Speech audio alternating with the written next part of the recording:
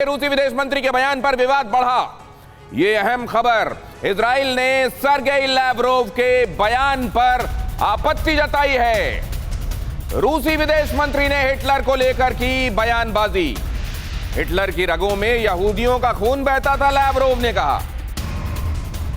रूस के विदेश मंत्री से इजराइल ने माफी मांगने के लिए कहा, तो वो इजराइल जो कहीं आपको अभी इंक्लाइंड दिखाई दे रहा था, वो स्टेटमेंट के बाद पब्लिकली सामने आकर ये कह रहा है कि इस पर माफी मांगी है। इजराइल ने कड़ी फटकार के लिए रूसी राजदूत को तलब किया। बहल सर, ये क्या हो रहा है अब? देखिए, जब अमेरिका ने पहली बारी लिटिल बॉय और फैट मैन का इस्तेमाल किया था, 2,20,000 लोग मारे गए थे और लाखों लोग उसमें घायल भी हुए थे और उनको परमानेंट डैमेज हुआ था, उनको बोथ फिजिकली और मेंटली।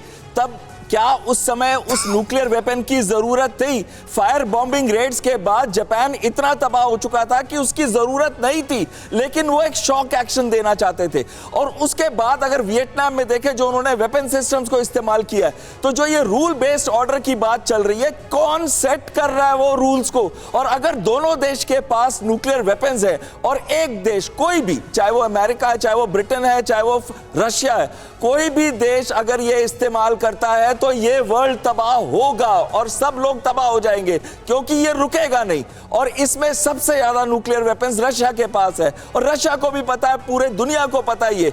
इसीलिए इसकी वैल्यू तब तक है जब तक इसका इस्तेमाल नहीं होता। लेकिन ये प्रोपेगेंडा भी करना जरूरी है, और ये प्रोपेगेंडा इसलिए किया जा रहा है कि रशिया नहीं चाहता कि दूसरे देश और वेपन सप्लाई करें या इसके अंदर जंप करें। और अब खासकर जब फिनलैंड और स्वीडन भी बात कर रहे हैं कि वो नेटो को ज्वाइन करेंगे, तो कहीं ना कहीं ये कहना और भी जरूरी हो जाता है। पर न्यूक्लियर वेपन का इस्तेमाल ना रशिया नेटो कंट्रीज पे करेगा, ना नेटो कंट्रीज रशिया पे करेंगे, क्योंकि इनके पास न्यूक्लियर वेपन्स हैं।